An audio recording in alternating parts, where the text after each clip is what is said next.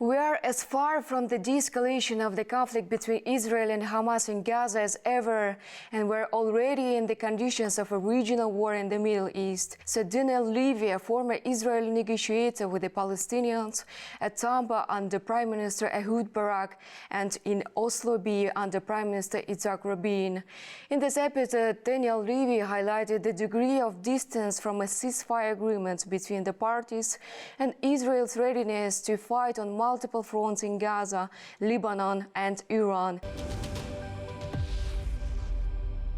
Dr. Levy, thank you very much for joining us. Since we approach 1 year since the latest escalation in Gaza on October 7th, we can see that the situation remains dire with thousands affected. And given this current circumstances, it's even more challenging, perhaps, to speak of the ceasefire.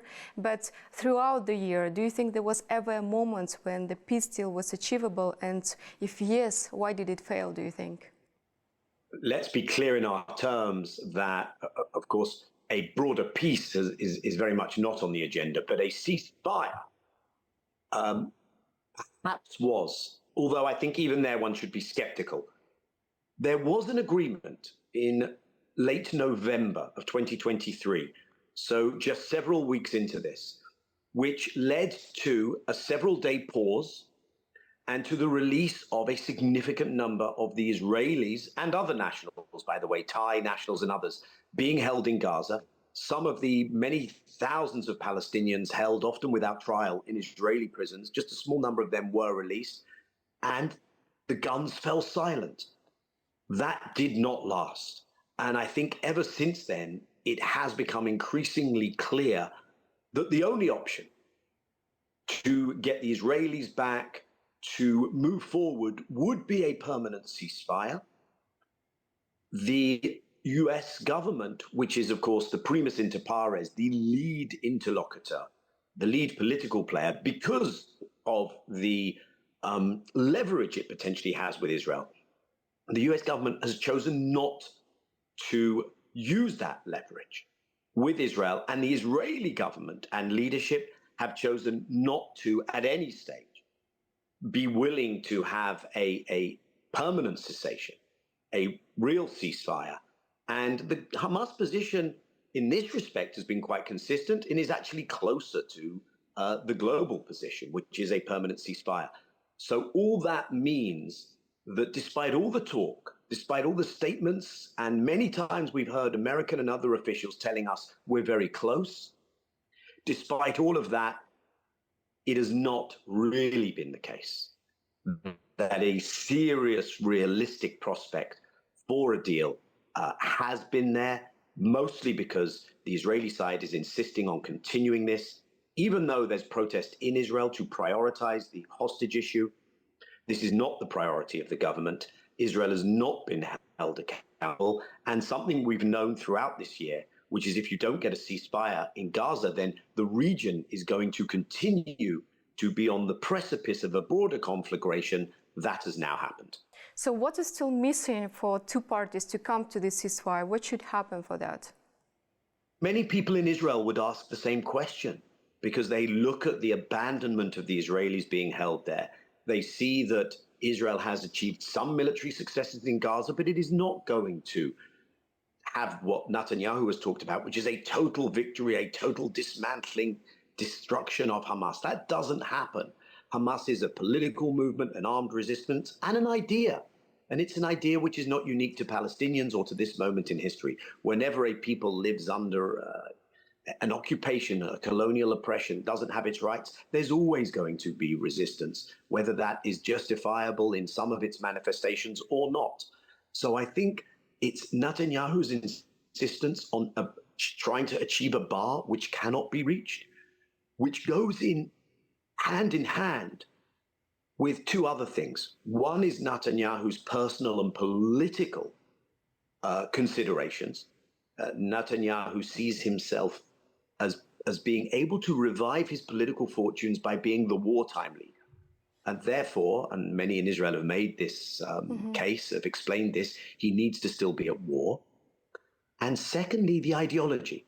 And Netanyahu actually is part of an ideological movement that believes in the uprooting, displacement, vanquishing of Palestinians. He does not believe that there can be an accommodation on anything like realistic, equitable lines which offers dignity to both people. So I don't want to suggest there's no other questions, but I think the burden of responsibility for there not being the opening for a ceasefire is on that Israeli leadership side. As a former Israeli negotiator, do you think we're further now from the political solution, especially taking into account that Israel's military focus has now expanded to Lebanon and Iran as well? We are in an escalatory phase. I think many people would hope, and we should all hope, because the cost of the escalation will grow and be even worse. And it's already bad enough with tens of thousands killed in Gaza, everyone displaced, now 20% of the Lebanese population displaced, Israelis still being held there. So we should hope that we can go to a de-escalation, but that is not where we are. So I would say we are further, as far as we have ever been, from a de-escalation, and we are already in a regional war. The question is how much worse, how deeper into the abyss of a regional war we might find ourselves, and the events of just the last days speak to that very clear and present danger. Speaking of appetite and capacity, how many military assets does Israel have in order to keep this escalating the situation until where it will use them, do you think? And what's the mood of opposite sides to escalating the situation in the region, in your view? Their credit rating has been downgraded. There is capital flight from Israel's banks. Israel's high-tech economy doesn't function well under these circumstances. Investments have been postponed. Initial public offerings have been postponed.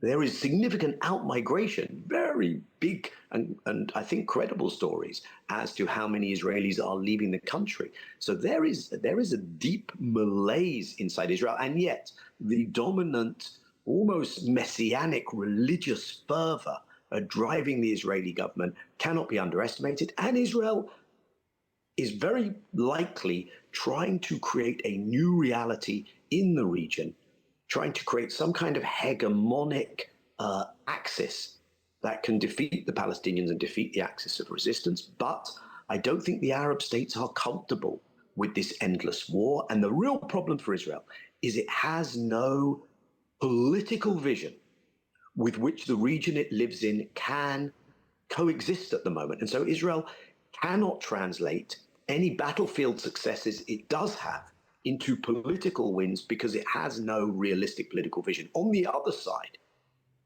I think the attempt to de-link the axis of resistance, Hezbollah, Iran, the Houthi Iraqi forces, from the Palestinian issue will not succeed.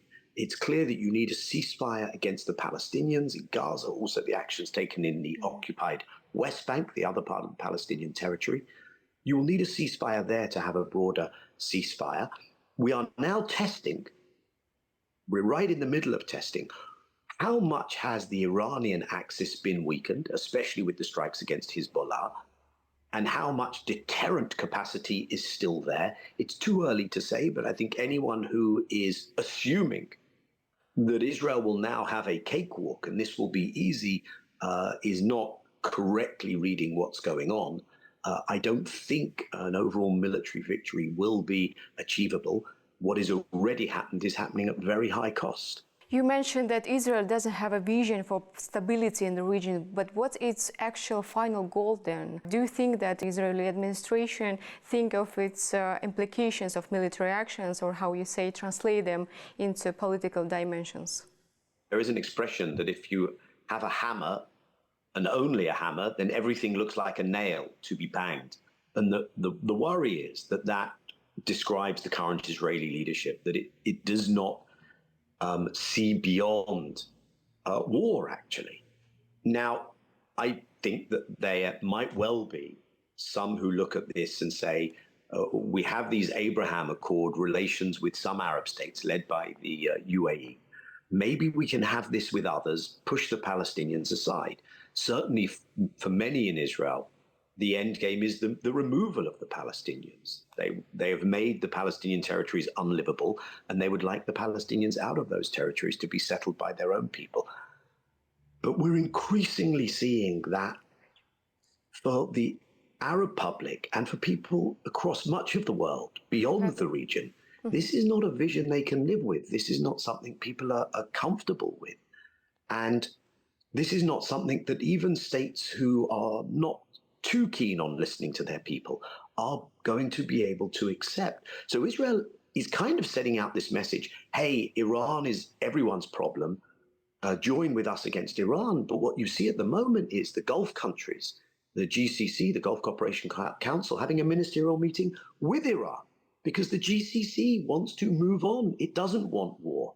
And if what Israel is offering is endless war, that is not an attractive vision for anyone else in the region. And as people see the horrific atrocities committed by Israel in Gaza against the Palestinians, in Lebanon, this is not making any future peace easier for Israel, which is a real danger to Israel's own people. You also mentioned that Netanyahu tries to make a new reality of hegemonic axis. Do you think that the world will allow it to happen? And in this context, is there any chance for a two-state solution? Let's break down the world a little bit. There is the West, led by the US, which there is the West led by the US, which of course arms Israel. Israel couldn't do this without the weapons. Primarily, it's not just the weapons. The American military is in the region. The interesting thing we have discovered is just how dependent on the US Israel really is. But at the same time, Israel is weakening the US because America looks weaker, less reliable, cannot be taken seriously in the world when it talks about international law in other places because of what it is doing here. So first of all, Israel has been allowed to do this. Other countries have challenged Israel. Some have gone to the International Court of Justice, made depositions at the International Criminal Court. There's a genocide case being led by South Africa, which others have joined. Many countries in the world, the vast majority of countries, supported a resolution 12626 at the UN General Assembly, which takes a decision of the International Court about the illegality of Israel's occupation and the measures which need to be taken, and has made that a resolution. However, Israel at the moment is being able, largely because of the US, to go forward with this. But there's a big difference between continuing to destroy things, the power to destroy, and the power to build and stabilize. And this is where things fall apart. Very few people think that this will end well for Israel. Israel is digging a deeper hole for itself, if one wants to think of it in those terms. It cannot destroy everything around it. It lives in the Middle East. The blowback potential is going to be huge. I think we will see not only new legal vulnerabilities globally for Israel, new anger and boycotts, but also even new forms of resistance, all of which takes us to the question of two states. And I think the reality on the ground makes two states look very, very unlikely. If it's ever going to happen, Israel's cost-benefit calculation will have to look different, and Israel will have to offer something it has never offered, which is genuine ending of the occupation, genuine Palestinian sovereignty. So it would have to be something genuinely sovereign for Palestinians, where also Palestinian refugees will finally have their rights recognized in important ways as well. And we're an awfully long way from that. So I think for some people, a different approach to two states. For other people, acknowledge the one-state reality and now let everyone have equal rights. Given to Yale University's Professor Jan Shapira course on moral foundations of politics, his studies lie on the term that governments sometimes claim that their acts are legitimate even though they are illegal because they believe there is sufficient justification for them. And now we can see the manifestation of it in the Middle East. What is your point on that? So when do governments deserve our allegiance and when they should be denied, do you think? Maybe one could look at this in three ways. First of all, which doesn't really speak to the morality of this, but can you get away with it? So at the most basic level, if government X, if state X cannot get away with it, then it doesn't really matter what the actions they would like to undertake, how criminal or justifiable. It legitimate or illegitimate. In this instance, Israel does cross the threshold of being able to get away with it. We've spoken about that, about the role of the United States. Secondly, does government X manage to carry their own people with them in doing this? Because if you can't carry your own people with you, then it's less likely that this will be sustainable. And it's more reasonable for the outside to say, well, maybe these guys should be encouraged because they're standing for things that are less destructive. They would turn this country into a less problematic actor that violates international norms. In this respect, Israel is managing to carry its public with it. There are disagreements inside Israel. It's a polarized society. People would like many people have protested because they would like to see a deal that brings the Israelis home, for instance. However, amongst the 80% of Israelis who are Israeli Jewish Zionists, the majority is with these actions.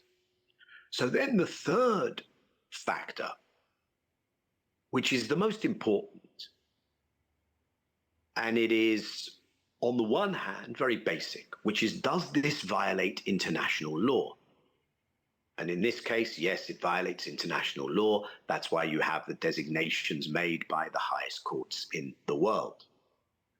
But then you have something a little more subjective, which is how egregious and dangerous and precedent-setting for the world in which we live, for our common goods, for the well-being of citizens of the world, doesn't matter whether they're in West Asia, Middle East, or anywhere else.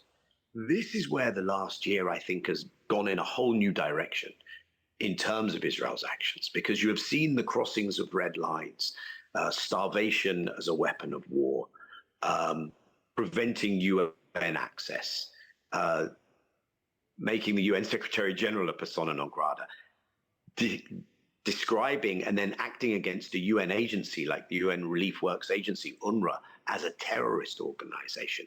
The mass displacement of the civilian population, the mass destruction of civilian infrastructure, schools, hospitals, the way that new AI technology has been used in warfare. Sadly, that list could go on, but let's leave it right there, because I think what has been established here is a very strong basis that this has consequences for everyone, and therefore an intervention is necessary, which doesn't mean it will happen. But I think that's a reasonable bar for things to be held to. Thank you very much, Mr. Levy, for your thoughtful answers. Nice to speak to you. Take care. Bye-bye.